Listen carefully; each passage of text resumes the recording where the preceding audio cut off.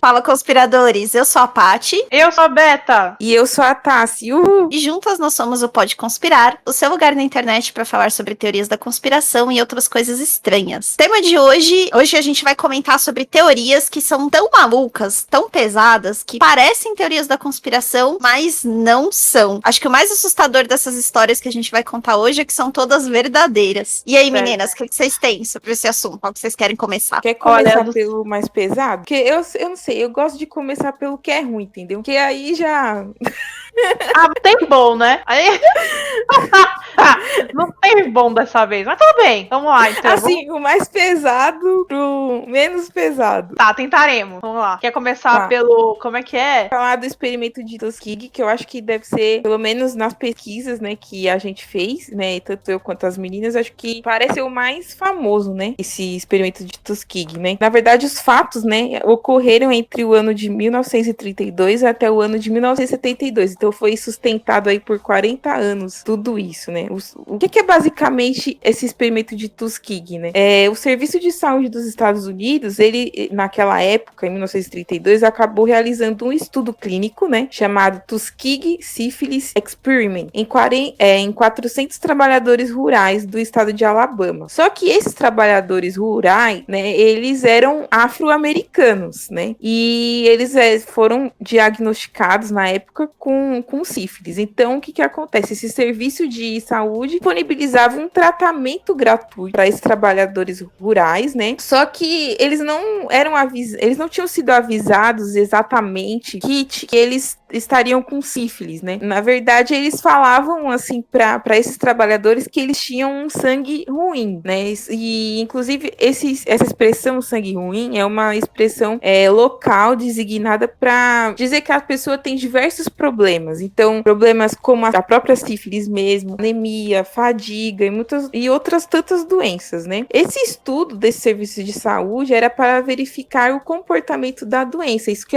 o fato real era esse, não era para dar um tratamento gratuito, mas sim para verificar o comportamento dessa doença nesses homens negros, né? E não salvar essas pessoas, porque vocês sabem muito bem que existe um contexto histórico muito forte nos Estados Unidos em relação ao racismo. Enfim, era esse que era o objetivo final, era não salvar essas pessoas. Muitos homens que participaram dessa pesquisa morreram, acabou que sobreviveram só 84 pessoas no final desse estudo, né? E algumas das mulheres e filhos, né, desses homens foram infectados também pela sífilis, né? Enfim, eu acho que foi uma coisa assim que pelo menos eu achei muito assustador tudo isso, mas a gente já sabe que existe mesmo essa questão do racismo muito forte. Eu não sei, eu achei bem pesada essa. Essa foi uma que eu achei bem pesada. Vocês têm alguma coisa aí a mais, meninas? Pode complementar? Sim, esse experimento é muito pesado e justamente pelo caráter enganoso dele, né? Como a Tassi mencionou, para essas pessoas era prometido tratamento. A tática que eles usaram na época, e é importante a gente falar também do contexto em que esse experimento começou, o experimento começou em 1929. Se vocês lembrarem um pouquinho da história, é a época da Grande Depressão. Então, 1929, 1930, tava todo mundo quebrado, a economia tava péssima. E essa região no Alabama, de Tuskegee,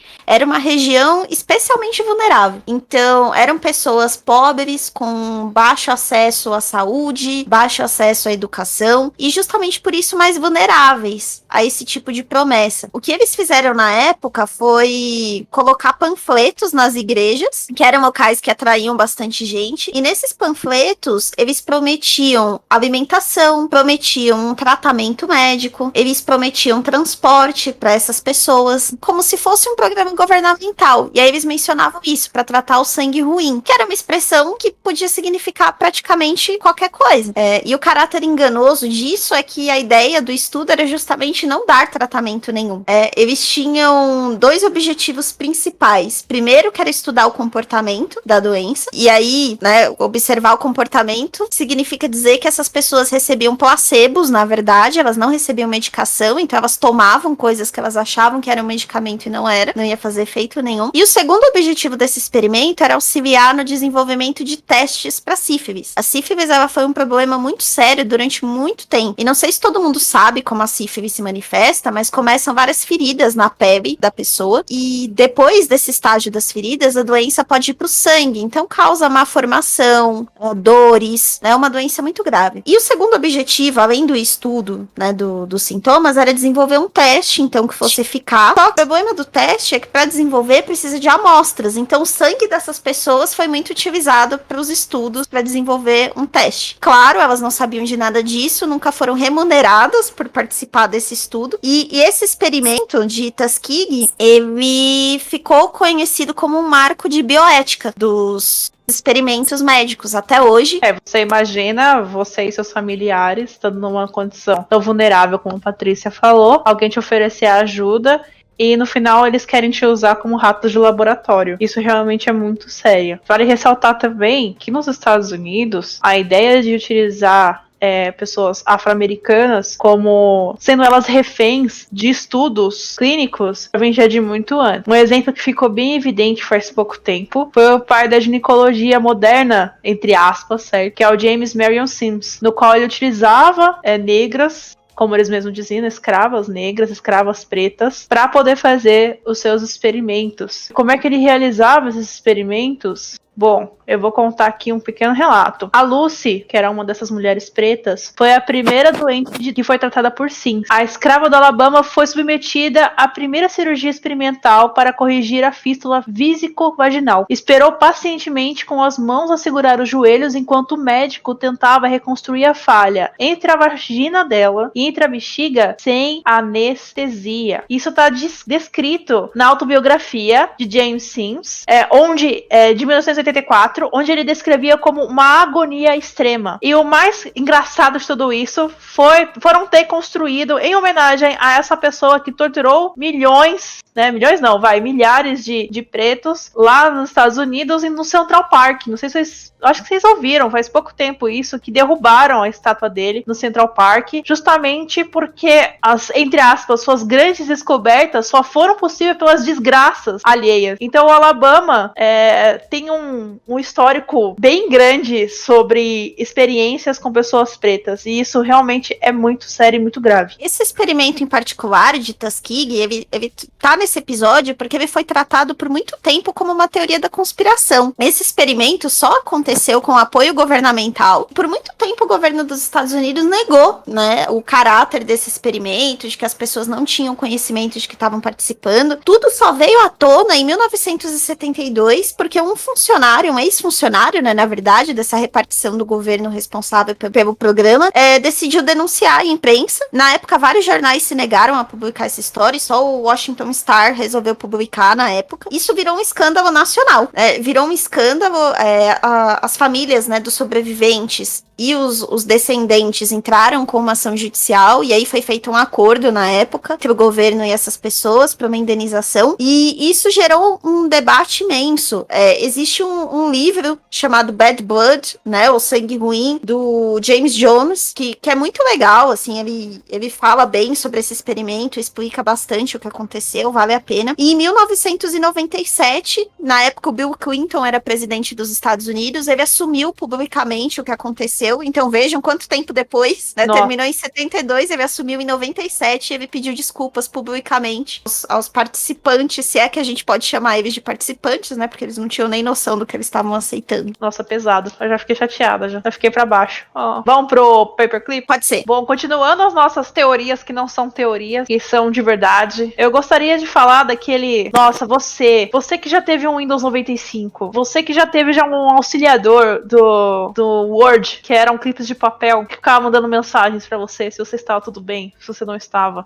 Nós vamos falar da Operação Paperclip, que não tem nada a ver com esse bichinho. Na verdade, o negócio é muito mais embaixo. Então vamos lá. Com o fim da Segunda Guerra Mundial, né? Imagine você que tinha muita gente desempregada, especialmente nazistas. Entre eles, claro, muitas pessoas estudadas, muitos cientistas, muitos doutores. Dentre esses aí, muitos que inventaram mísseis e que faziam coisas, experimentos na Segunda Guerra Mundial, que eu acho que, não sei se você sabe, mas dentro da Guerra Mundial havia diversos experimentos envolvendo crianças, envolvendo pretos, envolvendo judeus, que deixavam o Tuskegee no chinelo, certo? E comparando os experimentos que esses nazistas faziam, deixava Tuskegee no chinelo. Aí, o que os Estados Unidos resolveu fazer? Assim, cara, lá tá cheio de cientista, cheio de profissional, que sabe muito bem o que tá fazendo, entendeu? O que a gente vai fazer? Vamos importar esses profissionais talentosos. E os Estados Unidos foram lá e trouxe 700 trabalhadores para as terras americanas. E essa operação, batizada como Operation Paperclip, a princípio o programa vetava a participação de pessoas que tivessem ligações com o partido nazista. Mas o que aconteceu é que muitos dos que vieram para cá tinham sim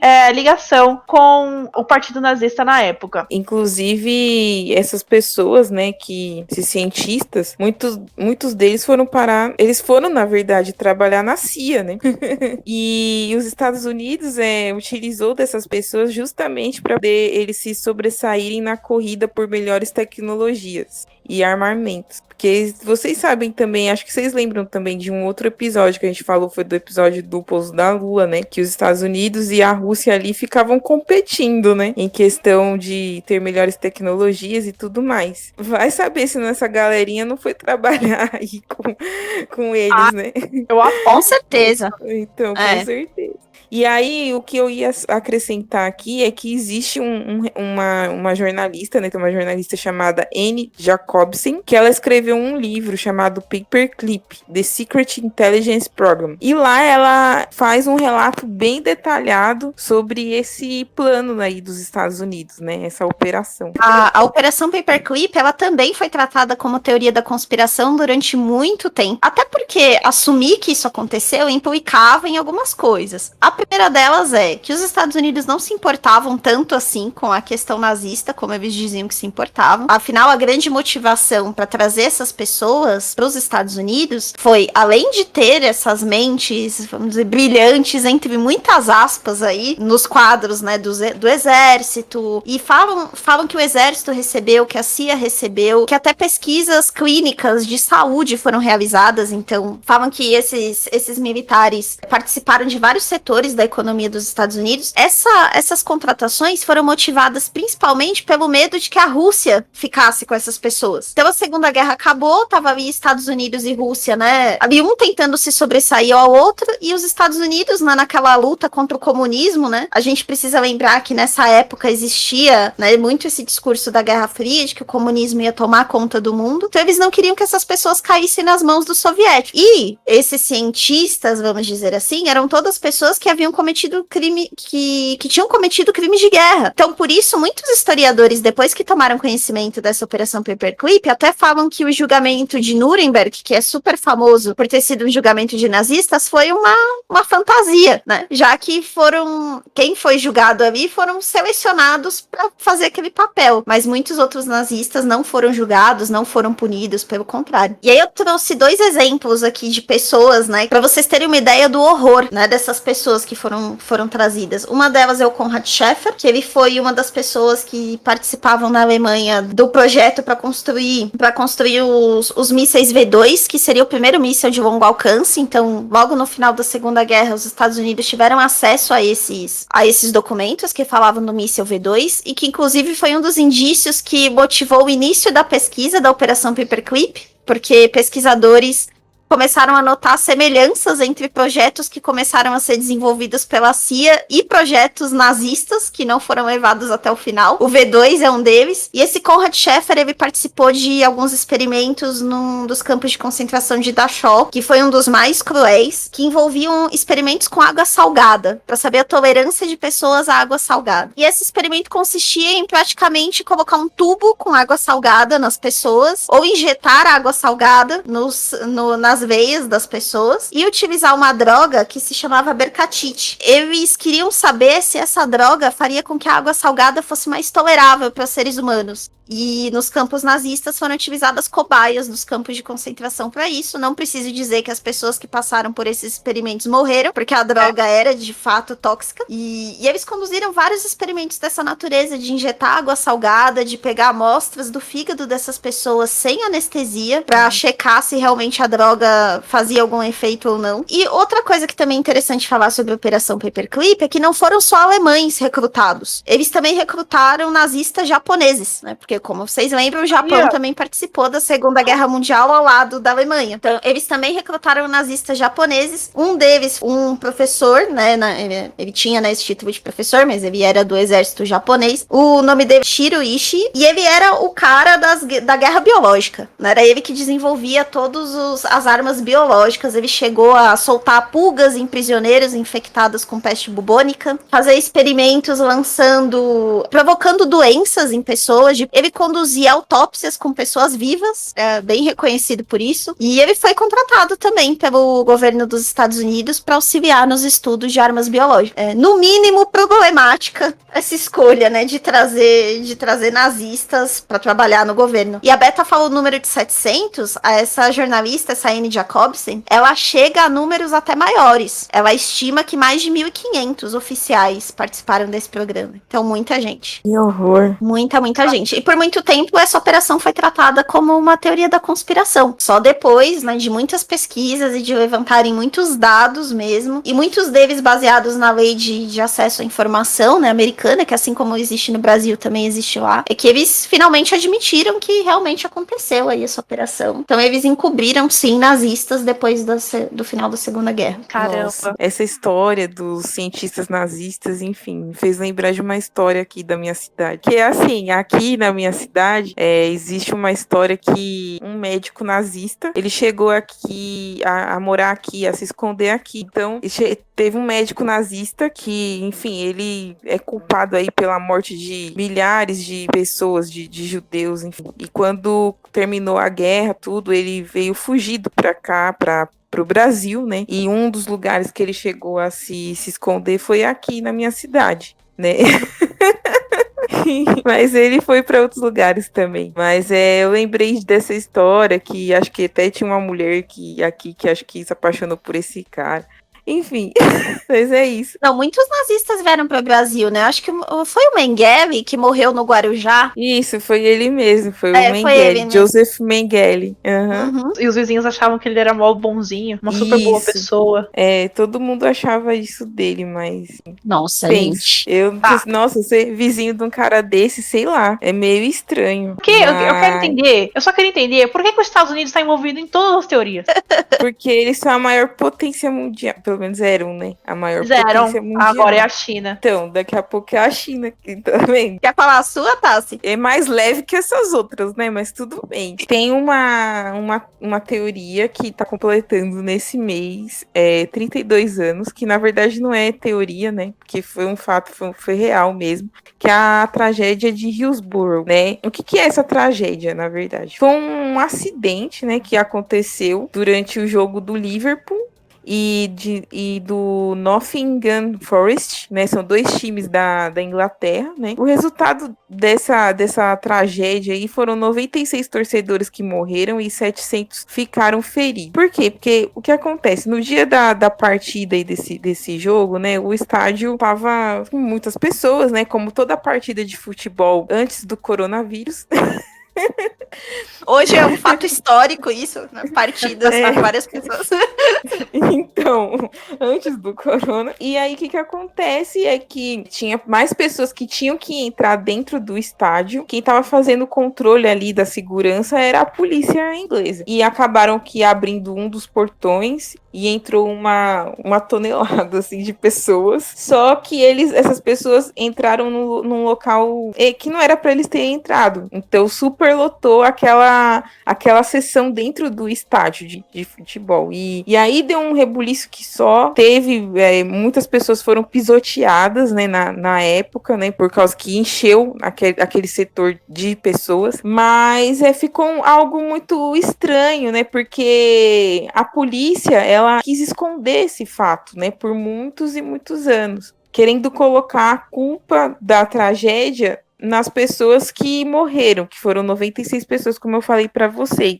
E até o ano aí de 2011, teve um juiz inglês que ele falou para as pessoas aí da família, eu não tenho o nome do juiz, porque no que eu pesquisei eu não consegui achar o nome dele, mas ele chegou a falar que as famílias estavam viajando, que eles deviam deixar de lado essas teorias da conspiração, porque estava tudo certo mesmo e tal, mas na verdade, eles estavam tentando encobrir, porque o que aconteceu mesmo foi um abalo ali das estruturas, né, ali do estádio, e também, querendo ou não, a própria polícia, de uma certa forma, ela tem culpa nisso, né? Então, teve um inquérito, inclusive, que foi iniciado 3 anos depois, onde 13 policiais foram considerados suspeitos dessa tragédia. É uma tragédia, eu quis trazer porque é do futebol, a gente nunca imagina que existiria uma teoria da conspiração, que na verdade é verdadeira,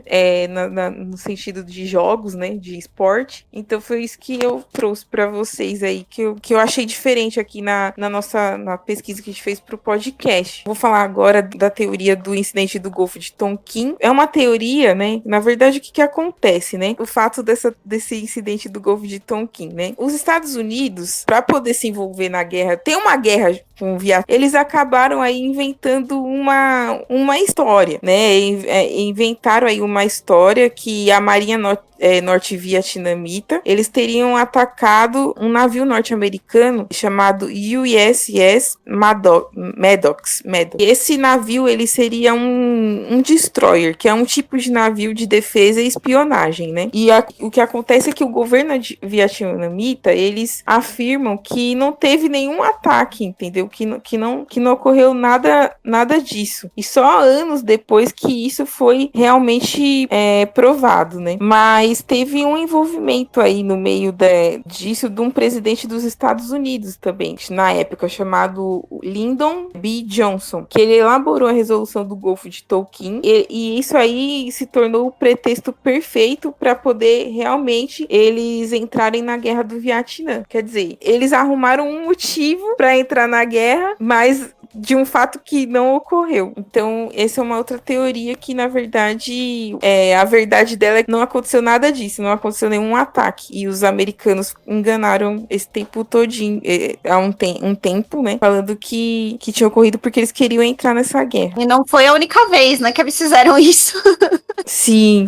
Aproveitar o gancho, então, que você está falando do Vietnã, eu vou falar sobre outra teoria envolvendo a guerra do Vietnã, que é a teoria onde os cientistas americanos conseguiram militarizar o tempo, certo? Então começa mais ou menos assim. Existe um livro chamado American Conspiracy Theories, do Joseph Uscinski e do Joseph Perrin. E esse livro é de 2014. E para fazer esse livro, eles vasculharam milhares e milhares de cartas de editoras de mais de um século que mandavam para os jornais. E uma das cartas que eles utilizaram, que é de 1958, havia escrito o seguinte: cientistas americanos tentando encontrar um método para controlar o clima. A partir daí, eles começaram a investigar o histórico dessa mensagem. Era mesmo que os americanos americanos teriam conseguido controlar o clima e utilizar isso de forma militar. Daí eles foram descobrindo que na década de 50, o controle do clima era um tópico importante de discussão. Tanto que houve audiências no Congresso, inclusive artigos científicos ponderando se era possível realmente isso acontecer. Inclusive, em 63, o Fidel Castro acusou os Estados Unidos de usarem como arma o furacão Flora, que matou mais de 1.000 pessoas em Cuba. E de acordo com um artigo em uma edição de 58 da Popular Science, os cientistas americanos temiam que os russos que podiam estar à frente desse controle do clima. Anos mais tarde, começaram a surgir rumores de guerra climática na Guerra do Vietnã, por isso desse link, com o artigo da Science de 1972. Só que somente em 1974, o governo admitiu ter tentado fazer chover para diminuir o movimento ao longo de uma trilha que eles utilizavam durante a guerra. O New York Times também relatou que um dos comandantes, escreveu uma carta em 1974 a um subcomitê dizendo que, ao contrário de suas negativas anteriores, dizendo firmemente de que os Estados Unidos não teria controle sobre o clima, nessa carta ele havia se redimindo falando que ele acabava de ser informado em 1974, certo? Que tais atividades foram conduzidas no Vietnã do Norte em 1967 e novamente em 1968. Então, sim, os americanos tentaram utilizar a tática de fazer chover para poder ter um controle militar na Guerra do Vietnã. Isso é possível. Inclusive, assim, não tem ainda uma comprovação de que tem eficácia esse método, mas esse método de fazer chover é conhecida como pulverização ou semeadura de nuvens. E essa técnica, ela consiste em lançar do céu alguma substância que facilite a formação de gotas de chuva. Em contato com o vapor d'água da nuvem, essas partículas, que podem até ser sal de cozinha mesmo, NaCl, atraem minúsculas gotinhas, iniciando então a criação dos pingos, iniciando a precipitação de chuva. Mas nada ainda foi comprovado que esse método é eficaz. Mas sim, foi utilizado lá no Vietnã e as pessoas continuam fazendo testes até hoje. Nossa, eu não sabia disso. Eu também não sabia, não. Já pensou? Você já pensou os Estados Unidos mandar... Porque aqui, ó, o Fidel Castro não falou que os Estados Unidos mandou um furacão?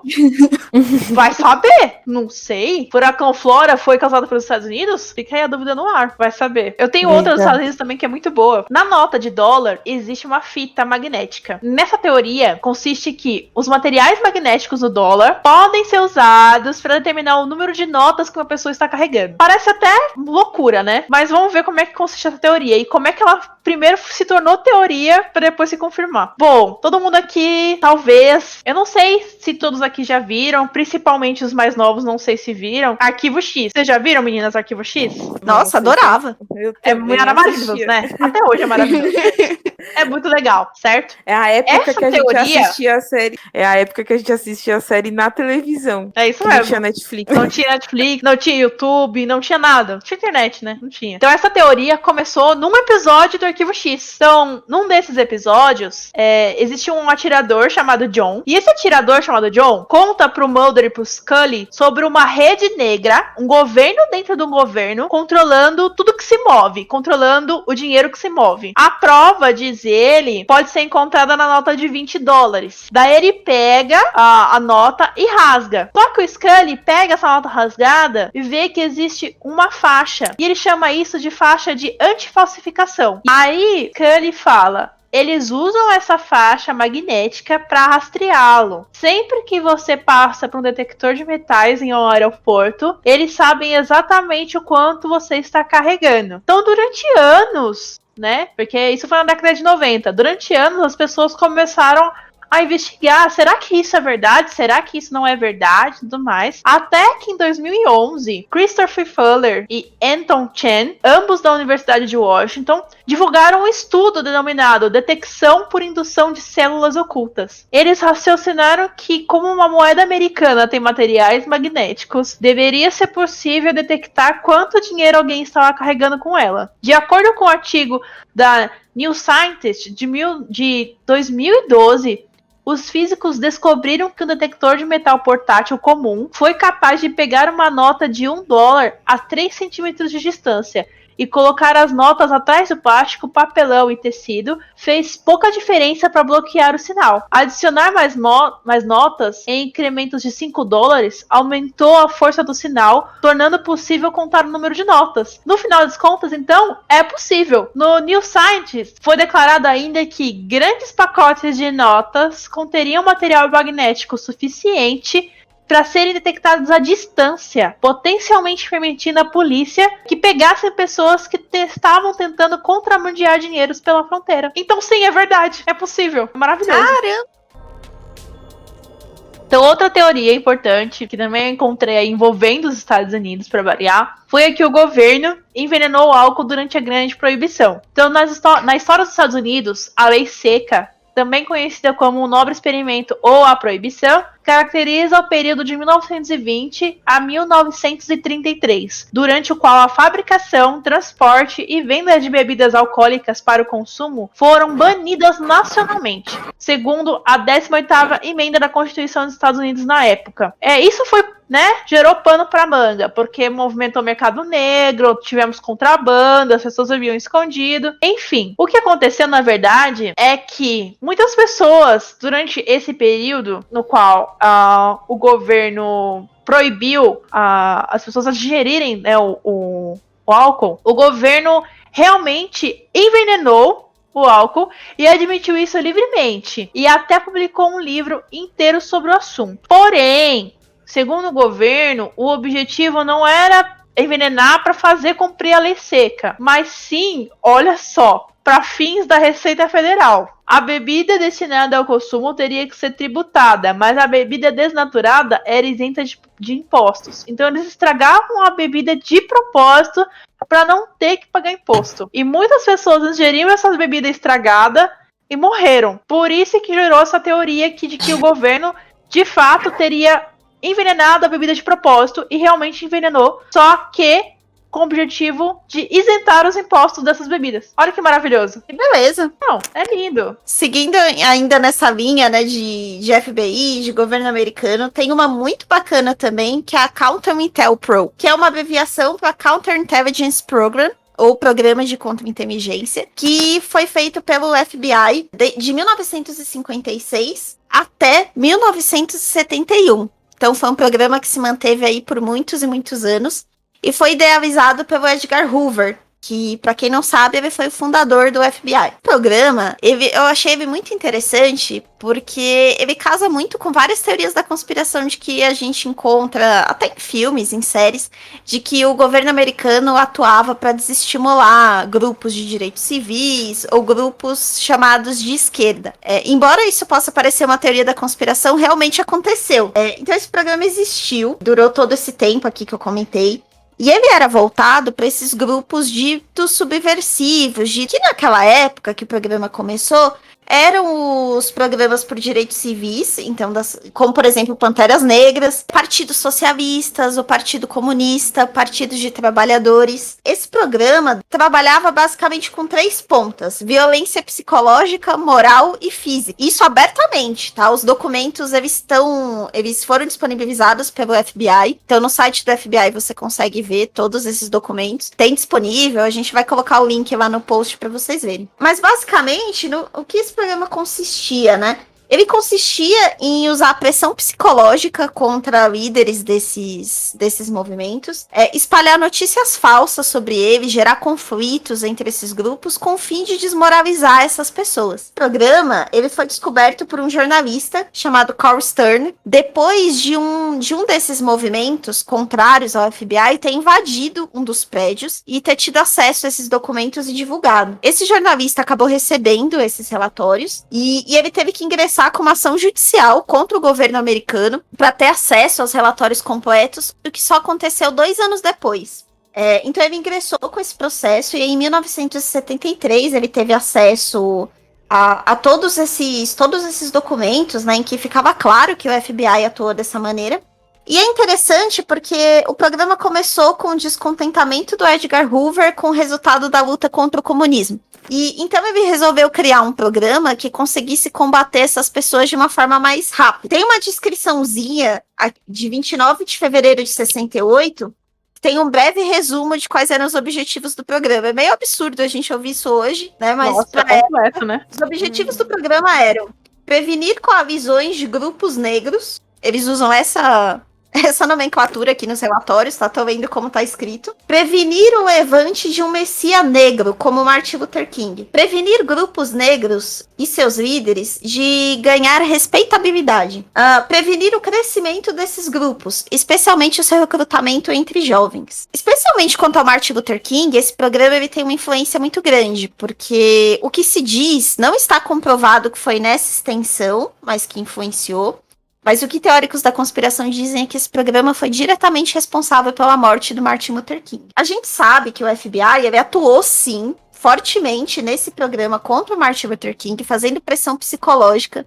Então, eles grampearam telefones dele, colocaram grampos na casa, em lugares onde ele ficava hospedado. Mandavam cartas para ele, inclusive sugerindo que ele se suicidasse nessas cartas. Eles descobriram algumas coisas da vida particular dele, casos que ele tinha, né? Situações da vida particular dele, começaram a chantageá-lo com isso. Próximo ao dia da morte dele, eles espalharam um boato, que era falso, que foi espalhado por esse programa, de que ele ia se hospedar no motel Holiday Inn, né, que é uma cadeia de hotéis bastante famosa, em vez de se hospedar num hotel que fosse de propriedade de uma pessoa negra, né? Então eles espalharam esse boato para afetar a credibilidade dele, e por conta disso, desses boatos, ele acabou mudando de hotel. Ele ia se hospedar num determinado hotel, mas começou esse burburinho.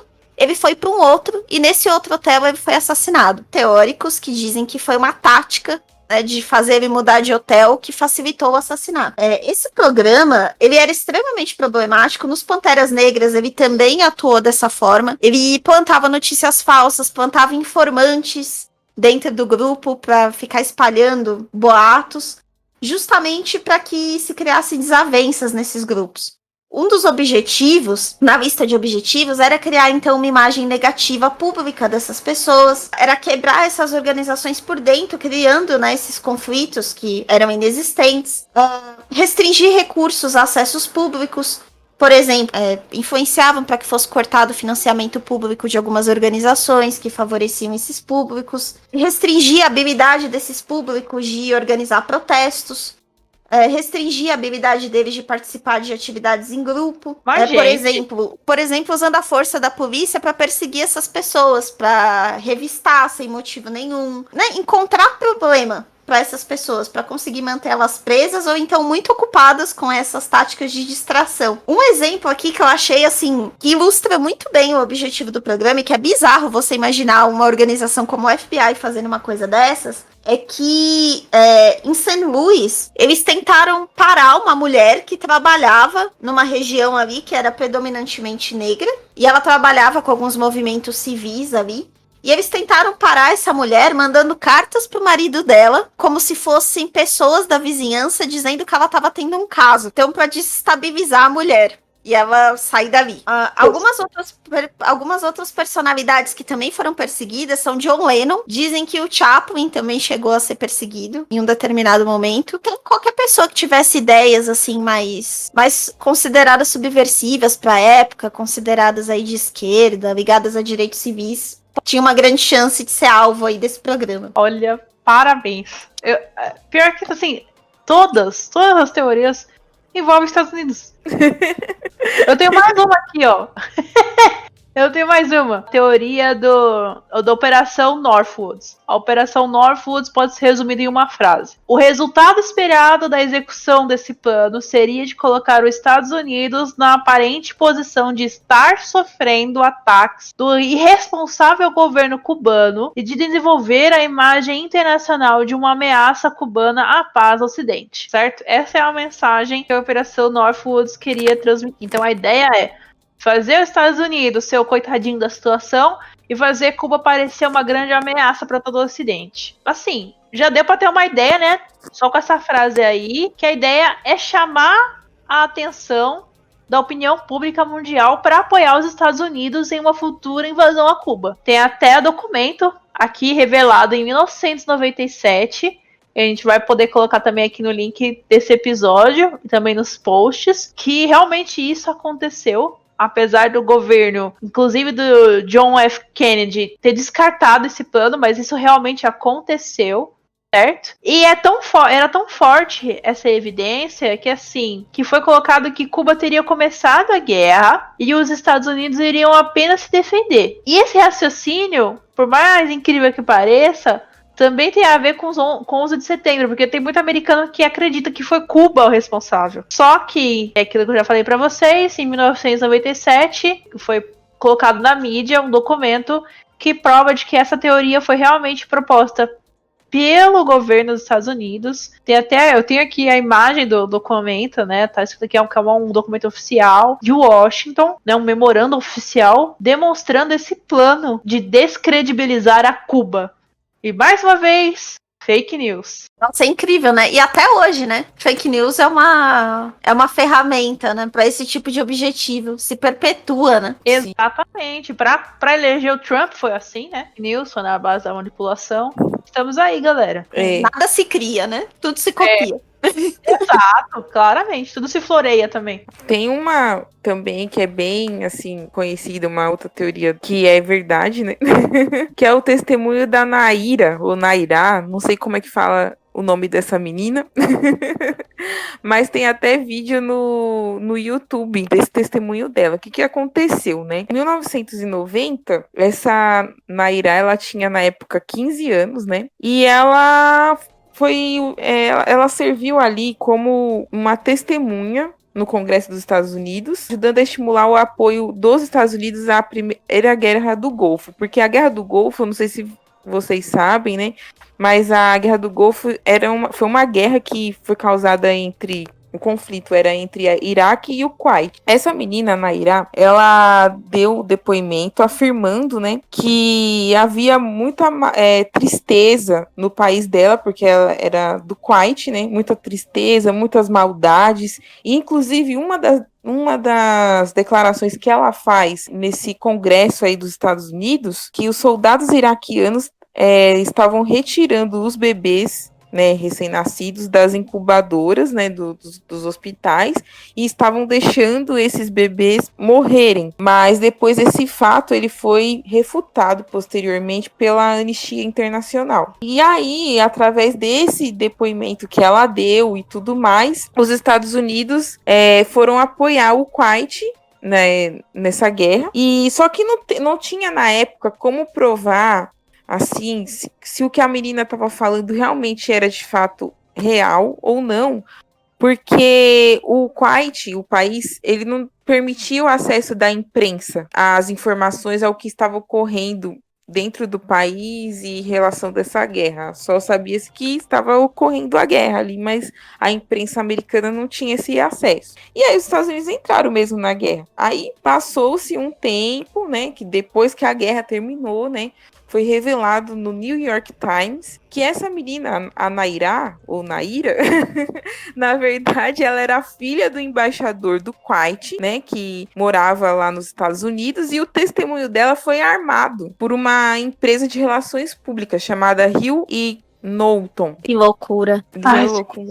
E é isso, pessoal. Então, agora que já acabamos aí com o dia de vocês, só com essas teorias levíssimas, maravilhosas. Mas é bem interessante, né, pra gente também ver que nem sempre aquilo que é apontado como teoria da conspiração de fato é. E por isso é tão importante a gente ter análise crítica e buscar evidências daquilo que a gente tá falando. Vamos ficando por aqui hoje.